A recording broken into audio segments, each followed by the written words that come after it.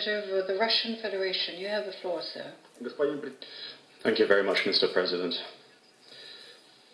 The vote which just took place should not have taken place at all. The sponsors of the just blocked draft resolution were well aware that it simply stood no chance of being adopted.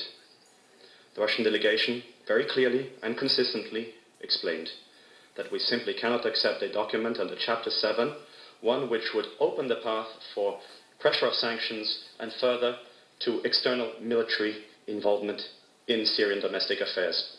The Western members of the Security Council rejected such intentions, but for some reason refused to exclude military intervention. Their calculations to use the Security Council of the United Nations to further their plans of putting their own pressures on sovereign states will not pass. Instead of stating or leveling insinuations against the policy of the Russian Federation, which for the whole period of the conflict in Syria never weakened its efforts to resolve the situation and provided key support for the Kofi Annan mission, the Western members of the Council spoke today with unacceptable statements. They could have done something, anything, to promote dialogue between the Syrian parties, to prevent the further militarization of the Syrian crisis, rather to fan the flames of extremists, including terrorist groups.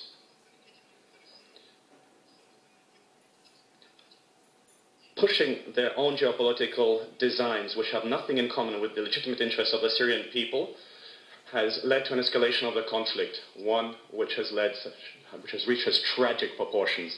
Instead of contributing to enhancing the efforts of the international community to settle the crisis in Syria, as provided for in the Geneva document of June 30th, the sponsors of this project, which just failed, have attempted to fan the flames of confrontation in the Security Council. The draft which was just voted on was biased.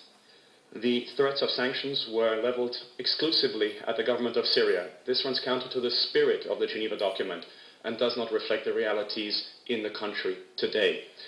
What is especially ambiguous here, this is especially ambiguous in line of what took place yesterday in Damascus. I'm referring to the grave terrorist attack.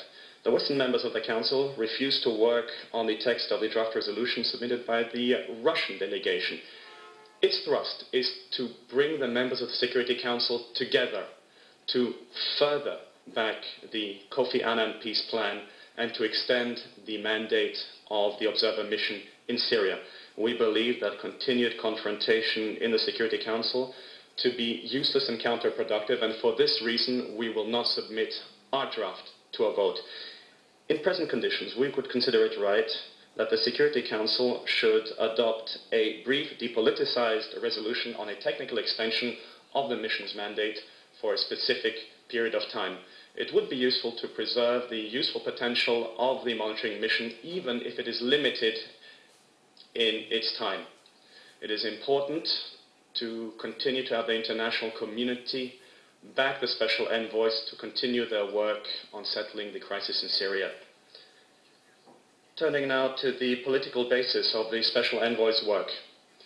This remains the outcome document of the Geneva Conference, which all responsible members of the international community should be guided by, and the Syrian party should also be guided by this. I thank you, sir. I thank the ambassador.